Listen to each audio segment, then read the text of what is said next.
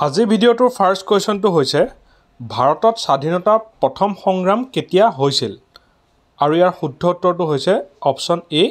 1887 অৰ্থাৎ 1887 চনত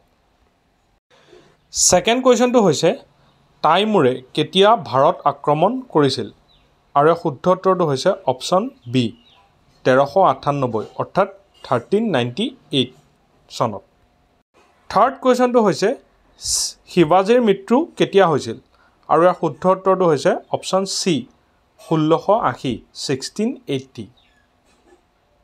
ফৰ্থ কুৱেশ্যনটো হৈছে তাছকন চুক্তি কেতিয়া স্বাক্ষৰিত কৰা হৈছিল আৰু ইয়াৰ শুদ্ধ উত্তৰটো হৈছে অপশ্যন সি 1965 চনত 1965 ফিফথ কুৱেশ্যনটো হৈছে কিমান চনলৈকে ভাৰতৰ কেন্দ্ৰ আৰু ৰাজ্য উভয়তে ভাৰতীয় কংগ্ৰেছ দল শাসনত আছিল আৰু ইয়াৰ শুদ্ধ উত্তৰটো হৈছে অপশ্যন সি 1967 অৰ্থাৎ 1967 চনলৈকে